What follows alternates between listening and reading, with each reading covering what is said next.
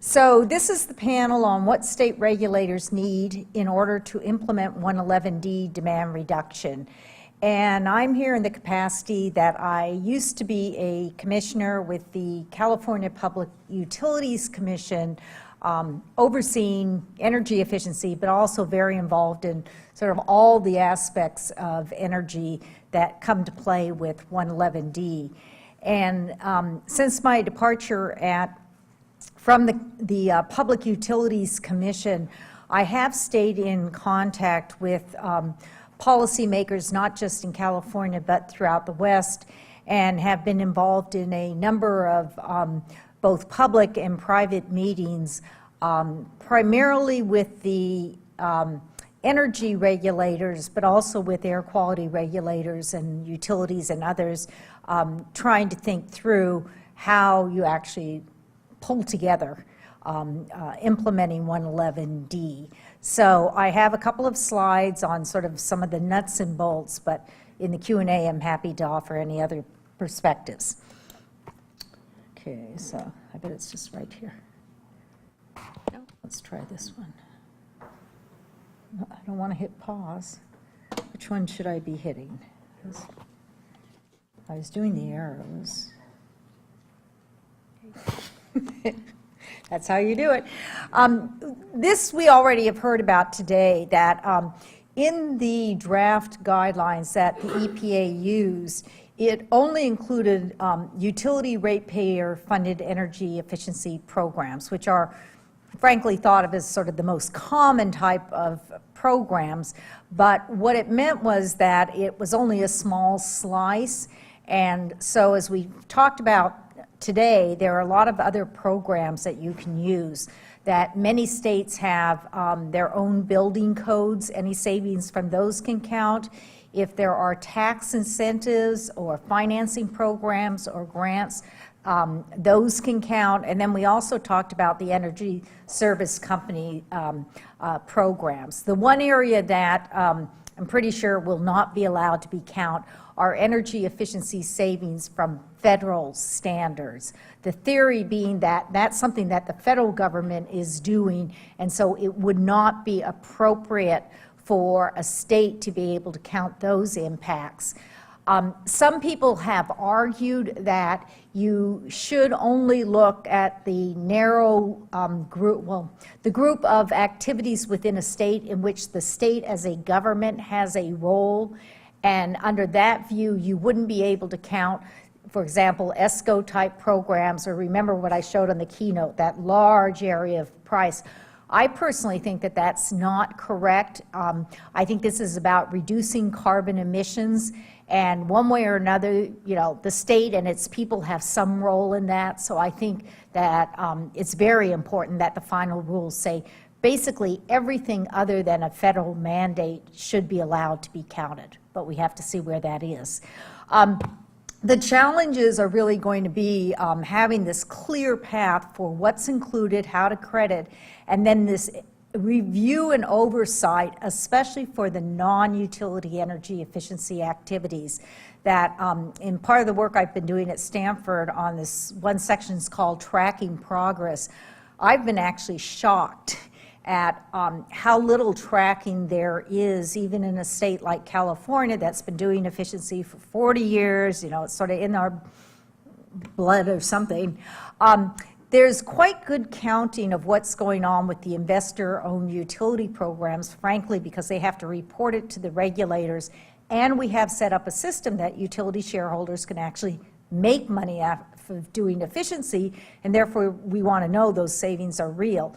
For the municipal utilities, there's about 40 of them in California, and there is no mandatory statewide EM&V approach, and so there are variations in what they count, and it is not consistent across the utilities.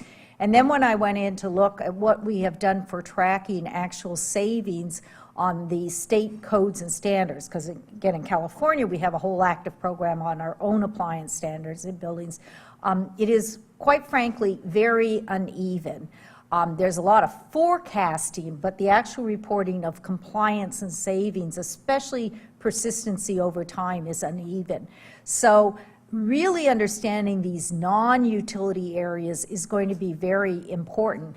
And this is where I come to the coordination among the different agencies, that one of the most important things is for the state agencies themselves to come together. And in a state like Tennessee, where, as I understand, you don't have a PUC with sort of the full range that you might otherwise have, you know, having those types of discussions, whether it's at the governor's office or, you know, I'm not going to begin to predict where, is very important, especially here where you've got TVA playing such a prominent role.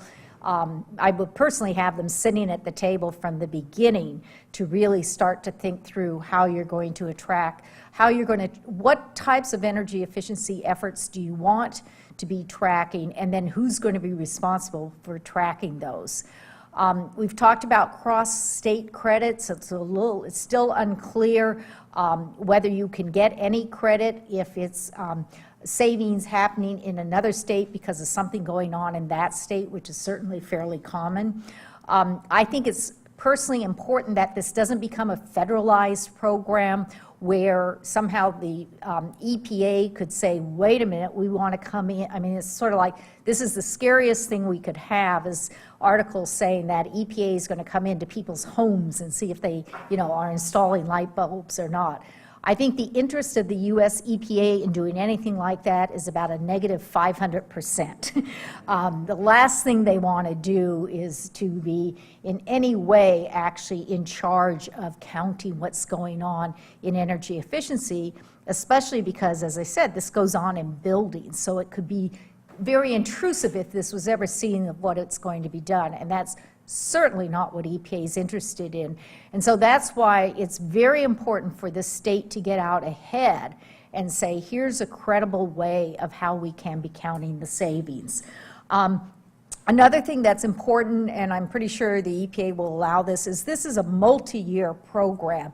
And in the world of energy efficiency, pretty much across the country, we see utilities and others changing their programs on a regular basis. And it's because they learn from the programs and because they want to expand into new areas. So we want to make sure that this state may start off with filing, here's a program of what we intend to do and the savings, but it probably makes sense to put within that some idea of where you see the program may grow or expand, or at a minimum have some language, and this is a law school, so I'm sure you can come up with good language, about the need to have flexibility, particularly if there's an ability to think about expanding the programs and the savings.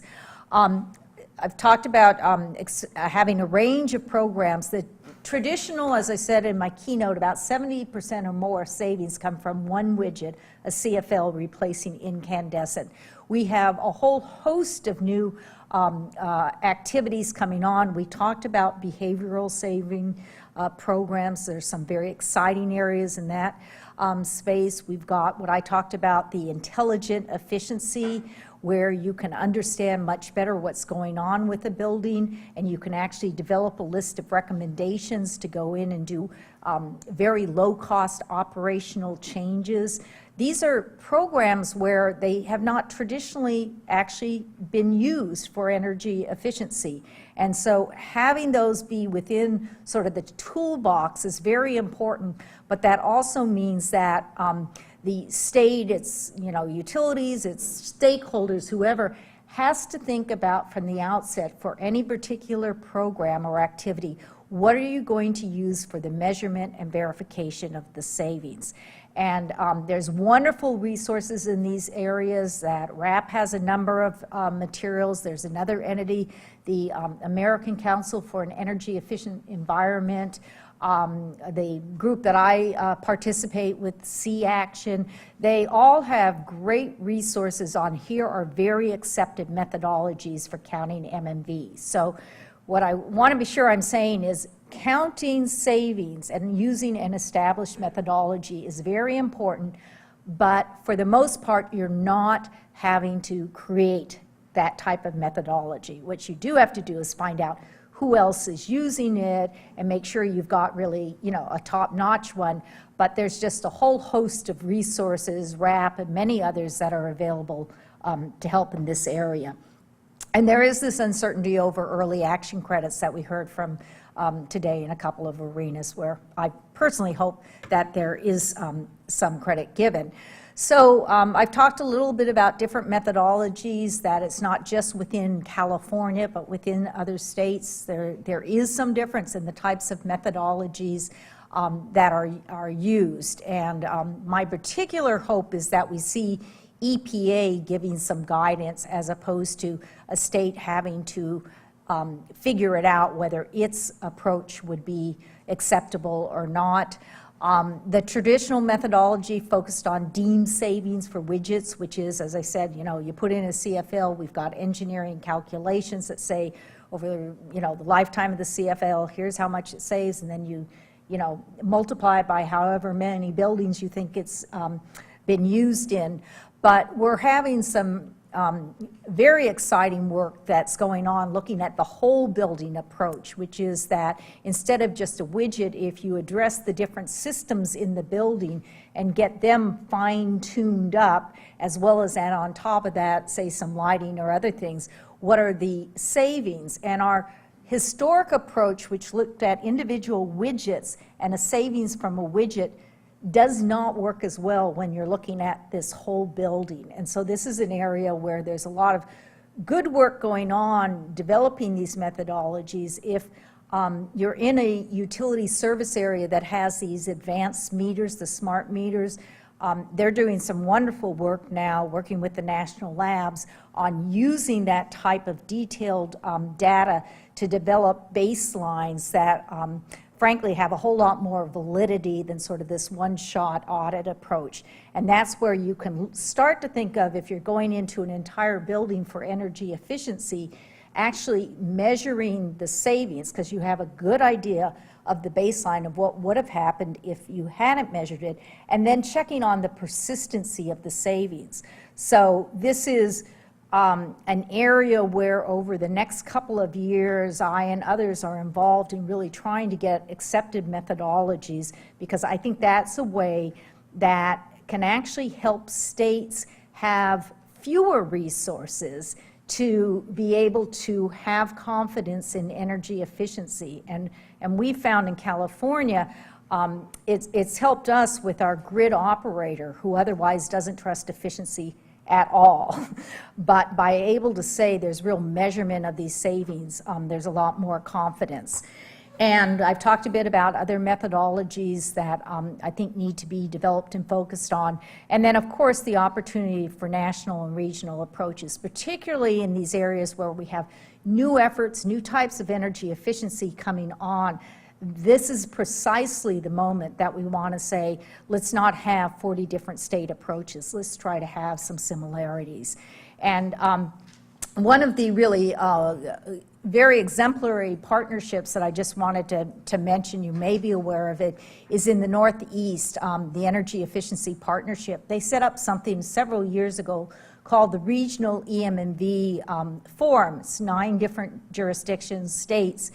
And they aren't taking over anybody's jurisdiction. Everybody gets to keep doing what they want to do, but they are having a wonderful exchange of information to understand where there are differences and where there are similarities. And at least in my experience, what happens is over time, the people participating in these types of discussions get to know and trust one another, and so you start to see some coming together and some changes in the methodologies where there is more consistency. These do take time and effort, but they're really seeing it start to pay off, because they can start to think about rolling out programs across entire multiple states instead of just one state essentially sharing the burden. And here in the Southeast with TVA, again, I don't know the specifics, but it strikes me this could be a wonderful opportunity to see if something similar to this could be launched where you have a footprint in different states. So that's it. Thank you very much.